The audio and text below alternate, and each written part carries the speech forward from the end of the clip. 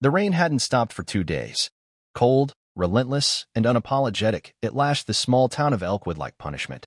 People hurried with umbrellas, car wipers swiped furiously, and the streets glistened with puddles reflecting red traffic lights.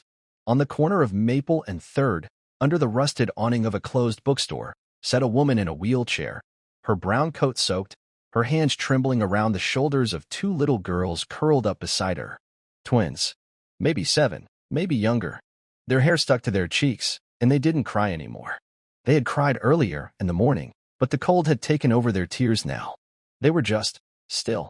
Inside a warm diner across the street, Daniel West was sipping a paper cup of black coffee, trying to warm his calloused hands.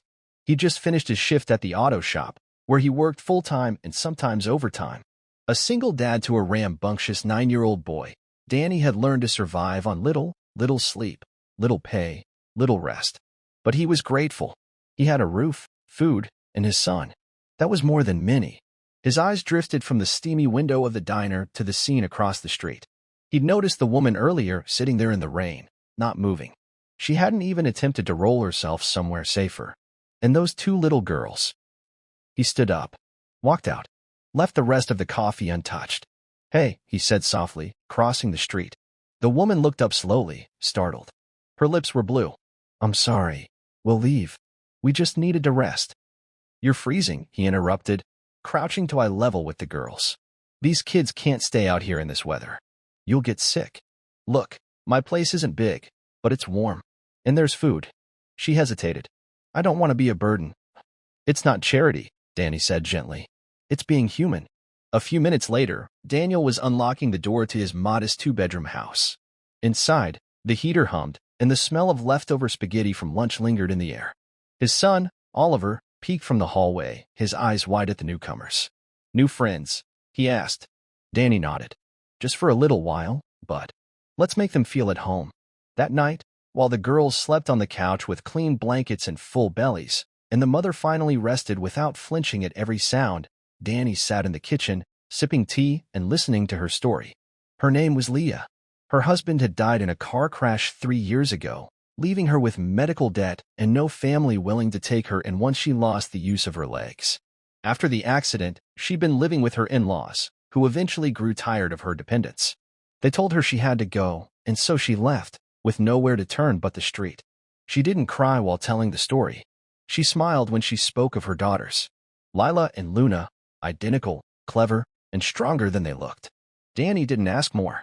He just offered more blankets and told her to sleep. What he didn't know was that one of those twin girls wasn't biologically hers. And she wasn't just any child. She was the lost granddaughter of America's 6th richest man, Richard Astor. 1,000 miles away, a war was brewing in the Astor Empire. The patriarch, Richard, sat in his penthouse, his frail fingers clutching the photo of a baby girl born to his estranged daughter. That daughter had died young, and the child had disappeared shortly after. Now, his greedy relatives were circling like vultures, eyeing the billions that would soon be without a clear air. Richard knew time was running out. He had people searching across the country. Private investigators, DNA specialists, even hackers. But the trail had gone cold. Until someone spotted a little girl in a small town who bore a striking resemblance to his late daughter. The days turned to weeks. Danny found a way to make room. He moved into Oliver's room, gave the 2nd bedroom to Leah and the girls. He picked up extra shifts and came home to see the girls drawing pictures on the floor, Leah helping Oliver with homework, and sometimes, when things were good, laughter filled the house. He noticed Leah's wheelchair was too old and broken, so he found a used one and repaired it. She cried when he brought it to her, but said nothing. "You don't have to fix the world," she said. "Maybe not," he replied. "But I can fix chairs." One afternoon, Leah was in the kitchen cutting vegetables when she paused. Her hands trembled. Danny rushed to her. "I'm fine," she whispered. "Just dizzy." She fainted. Danny took her to the clinic. Tests, x-rays, silence. It was a tumor. Benign, but pressing on her spine. Surgery could restore some mobility, maybe even help her walk again. But it was expensive, too expensive. Danny didn't tell her what the doctor said. He just went home, tucked the kids into bed, and cried quietly in the garage where no one could hear him. But someone did. Lila. The next morning, Lila slipped out of the house and walked into the town's tiny police station. She asked to use the phone, Then she called the number written on the inside of the only photograph Leah ever let her hold, one that had always puzzled her. It was a photo of a young woman holding a baby, and beside her stood an older man with piercing gray eyes. On the back, in faded ink, was a name and number, R. Astor, emergency only. When Richard's assistant answered, and Lila spoke her name, the silence was thunderous.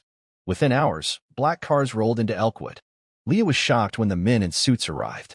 She panicked. "Don't take them from me," she begged. But Richard wasn't there to take, he was there to give. Tears rolled down his cheeks as he saw the child that looked so much like his daughter. DNA confirmed it. Luna, not Lila, was his granddaughter. But Lila had been raised with her, loved like a twin. And Richard saw something else. He saw Leah, a woman who had raised his bloodline with love, strength, and no expectation of reward. And Daniel, a man who took them in without question.